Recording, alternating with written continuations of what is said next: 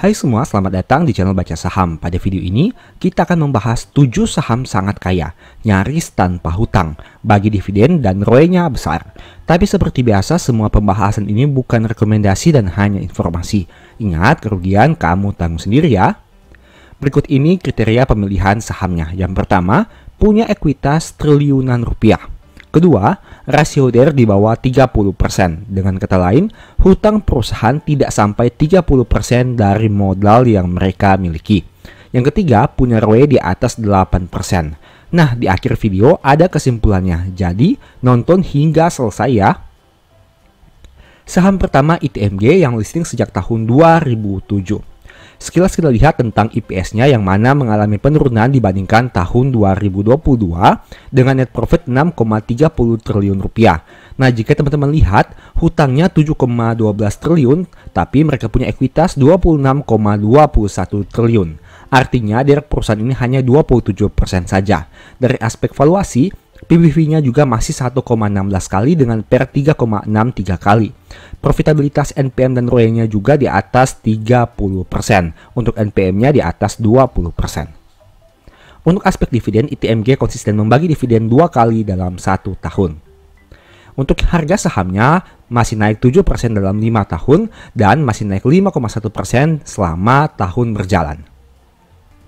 Saham kedua Inco yang listing sejak tahun 1990.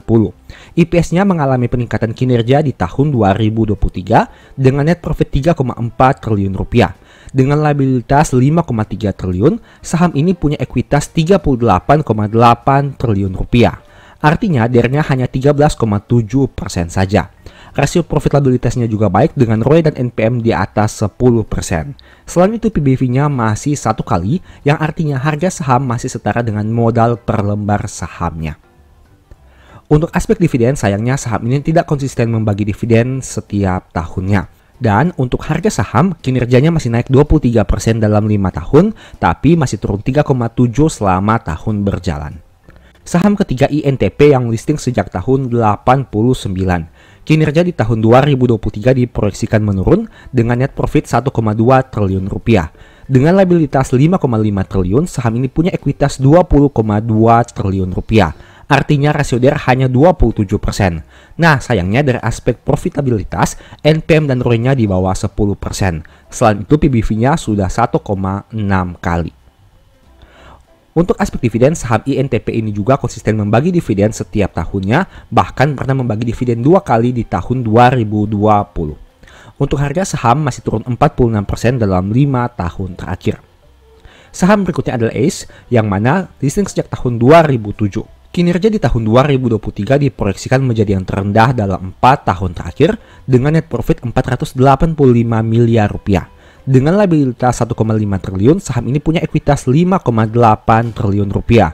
Artinya rasio DER hanya 26% saja. Untuk aspek profitabilitas tidak terlalu menarik karena NPM-nya hanya 8,8% saja. Selain itu, valuasi PBV sudah 2,2 kali. Artinya harga sahamnya sudah 2,2 kali dari modal per lembarnya. Untuk aspek dividen, saham ini konsisten membagi dividen dalam 5 tahun terakhir. Tapi harga sahamnya masih turun 39% selama 5 tahun.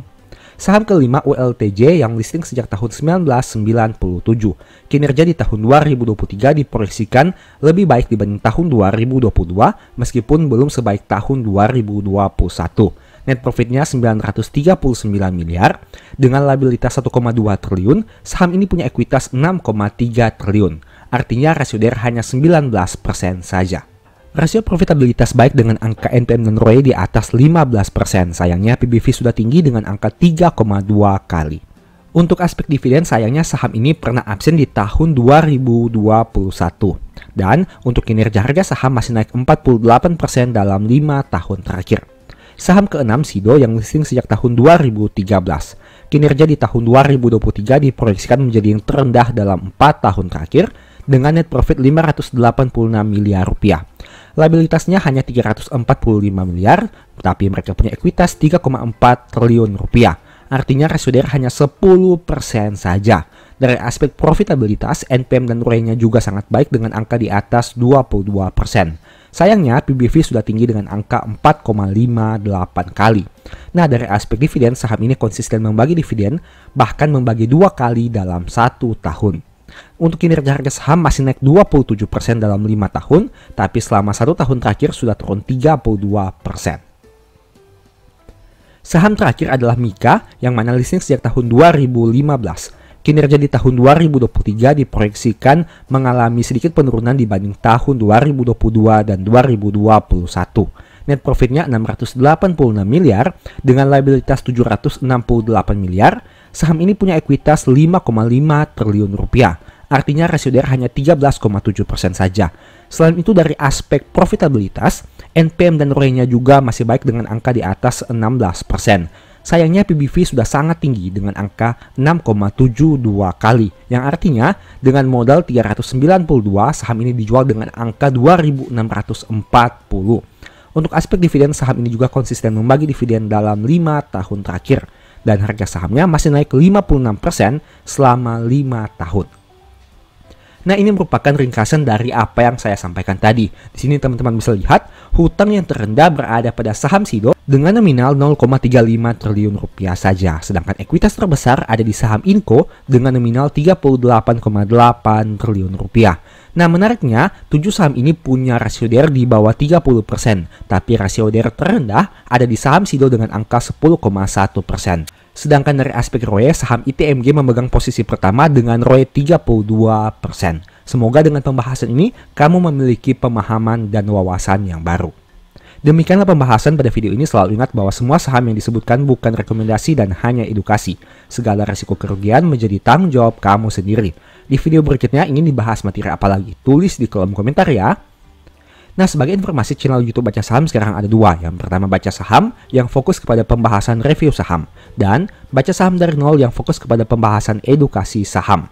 Berikut ini beberapa list ebook Baca Saham. Pertama, Stock for Living, kedua, Strategi Nabung Saham, ketiga, The Stock Market, dan yang keempat, Cara Cepat Analisa Laporan Keuangan.